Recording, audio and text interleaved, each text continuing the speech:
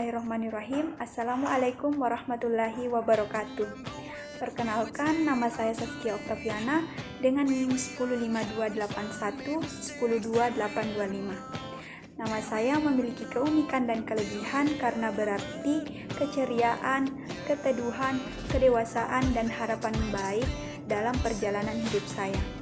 Bagi saya, nama adalah doa sehingga saya ingin membawa energi positif dimanapun saya berada.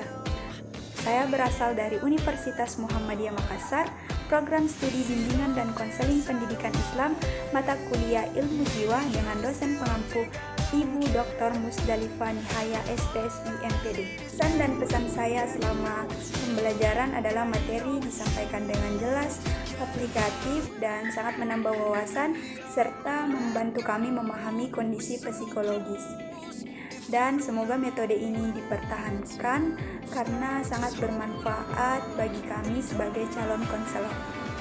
Saya adalah urutan absen nomor 26 dan berdasarkan pembagian tema saya mendapatkan tema kesulitan belajar khususnya disgrafia. Di sini saya menghadirkan satu siswa sebagai subjek yang bernama Rara. Rara di sini berusia 10 tahun, kelas 4 SD.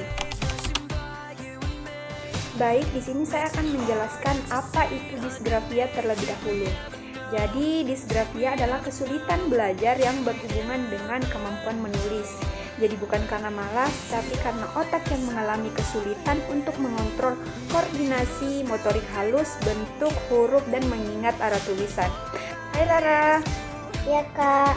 Di sini kakak ingin meminta kamu untuk menulis satu kalimat sederhana, yaitu saya suka belajar. Baik kak. Dari hasil observasi terlihat bahwa ukuran huruf belum konsisten dan ada beberapa huruf yang terbalik. Ini adalah salah satu tanda disgrafia. Rara, kakak ingin bertanya sesuatu. Menurut Rara, bagian mana yang biasanya sulit saat Rara menulis? Kadang hurufnya suka kebalik atau tangan saya capek. Baik, terima kasih Rara atas jawabannya. Ini membantu kakak agar memahami kondisi Rara. Ini kakak ingin meminta Rara untuk menyalin tulisan yang kakak tulis di buku. Ya kak.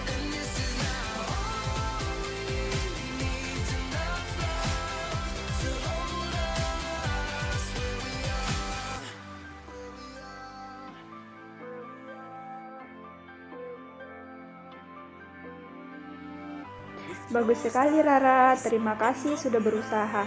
Perkembangan seperti ini sangat penting untuk melatih koordinasi tangan dan kepercayaan diri. Rara, tidak apa-apa jika kamu punya kesulitan menulis, banyak anak mengalaminya.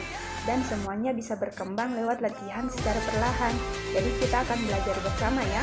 Ya kak. Kita akan coba latihan 10 menit per hari, dan jika tulisanmu sudah lebih bagus, kamu bisa memilih reward sederhana dari kakak. Karena menulis itu adalah proses bukan perlombaan. Jadi kakak akan bantu kamu supaya tulisanmu makin bagus. Dalam pendekatan behavior, disgrafia dipahami sebagai masalah keterampilan motorik yang dapat diperbaiki dengan latihan berulang dan penguatan positif. Interferensi yang dapat digunakan adalah yang pertama, latihan menulis secara perlahan atau bertahap, dan yang kedua, memberikan contoh huruf yang benar, dan yang ketiga, kita bisa memberikan ujian verbal, dan yang keempat, memecahkan tugas menulis menjadi bagian lebih kecil. Dan dalam teori kognitif, disgrafia dipahami sebagai kesulitan memproses informasi visual motorik.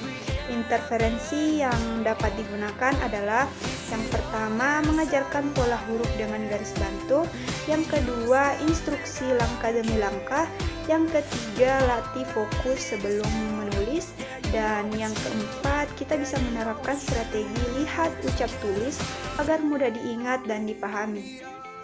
Berdasarkan pendekatan tersebut, rencana solusi yang saya susun adalah yang pertama, latihan menulis 10-15 menit per hari. Yang kedua, menggunakan garis bantu dan contoh huruf. Yang ketiga, memberikan ujian agar meningkatkan motivasi. Yang keempat, memecahkan tugas menulis menjadi bagian kecil. Dan yang terakhir adalah menyediakan lingkungan yang tenang untuk belajar. Demikian pemaparan dan praktik singkat mengenai kasus kesulitan belajar disgrafia dengan pendekatan behavior dan kognitif. Terima kasih kepada subjek yang sudah membantu dan semoga video ini bermanfaat dan bisa menjadi bagian dari pengalaman ilmu jiwa dalam pendidikan. Saya akhiri dengan ucapan wassalamualaikum warahmatullahi wabarakatuh.